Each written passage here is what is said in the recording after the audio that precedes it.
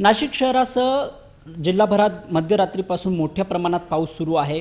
गंगापूर धरणाच्या पाणलोट क्षेत्रामध्ये मोठ्या प्रमाणात पाऊस होत आहे। इगतपुरी असेल, त्र्यंबकेश्वर असेल या भागात जास्त प्रमाणात पाऊस होत असल्यामुळे गंगापूर धरण जे आहे ते आता 95% भरलेलं आहे आणि मोठ्या प्रमाणात गोदावरी पात्रामध्ये विसर्ग सुरू करण्यात आलेला आहे। आणि थोड्याच वेळापूर्वी नाशिकच्या ज्या महापौर आहेत हिमगौरीताई आडके यांनी पाहणी केलेली आहे आणि विशेष म्हणजे जो पाणी कपातचा जो विषय होता तो अखेर रद्द करण्यात आलेला आहे। दर शनिवारी नाशिक शहरामध्ये पाणी कपात होत होती। ताई आपल्यासोबत आहे, ताई काय सांगाल, काय निर्णय घेण्यात आलेला आहे?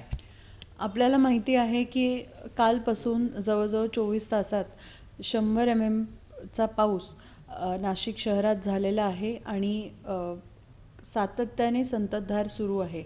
त्यामुळे विसर्ग जो केला गेलेला आहे, पाणी जे सोडलं आहे नदी पात्रामध्ये, आज आपण पाहत आहे की दुटोंड्या मारुतीच्या गळ्यापाशी पाणी आलेलं आहे आणि त्यामुळे 95% धरण भरलं असल्याकारणाने आपण ही पाणी कपात रद्द केली आहे आणि आता पाणी हे सोडण्यात येत आहे। निश्चितपणे धरण प्रॉपरली भरलं आहे, पण हे सुरू असताना आपण सर्वांनी काळजी घ्यायची आहे की आपण पूर परिस्थिती जर होत असेल तर पाणी पाहण्यासाठी बाहेर पडू नये। नागरिकांना 12 वाजल्यापासून दुपारी सतर्कतेचा इशारा दिला होता। आता सुमारास जी काही आपली धोक्याची पातळी आहे ती 19,000 क्युसेक्सची आहे आणि आत्ता आपण जवळजवळ 13,000 क्युसेक्स क्रॉस करून 15 ते 17,000 क्युसेक्सपर्यंत पोहोचू। त्यामुळे आता ही पूरपरिस्थिती निर्माण होते का याकडे सगळ्यांचं लक्ष आहे आणि म्हणून आपण सगळे सतर्क राहणं गरजेचं आहे। उद्या शाळकरी मुलांना पाठवायचं की नाही शाळेत याचं नोटिफिकेशन आम्ही रात्रीतून काढू।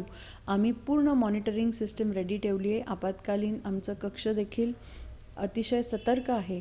माझी आपल्या माध्यमातून सर्व नागरिकांना विनंती आहे की आपण कुठेही गरज नसताना बाहेर पडू नये। पुराची पाहणी करण्याकरता लहान मुलांना किंवा महिलांना घेऊन, जे आपले ज्येष्ठ नागरिक असतील त्यांना घेऊन कुठेही जाऊ नये आणि सगळ्यांनी सेफली रोडवरनं ट्रॅव्हल करावं। आपल्याला सगळ्यांना माहिती आहे की रस्त्यावरचे जे काही कामं सुरू होते ते आता पाण्याखाली आहे, त्यामुळे दिसायला अडचण आहे जरी सेफ्टी बॅरिगेशन केलंय।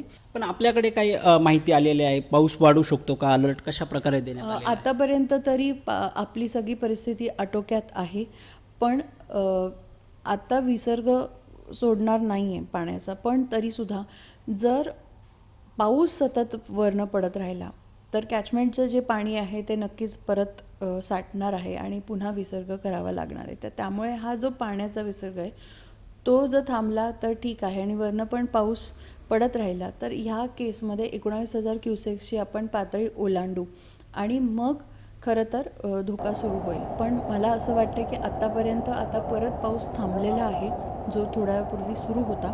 मग जर चालू बंद पाऊस राहिला असाच आणि कमी राहिला तर मग काही आपत्कालीन परिस्थिती येणार नाही। धन्यवाद। आपण बघू शकतो की प्रशासनाकडून अलर्ट मोड देण्यात आलेला आहे आणि सांगितलेलं आहे नागरिकांनी विनाकारण घराबाहेर पडू नये। प्रशासन काळजी घेते, मात्र नागरिकांनी देखील हे लक्षात ठेवणं गरजेचं आहे। व्हिडिओ जर्नलिस्ट नितीन बोराडेसह विठ्ठल भाडमुखे, आपलं नाशिक।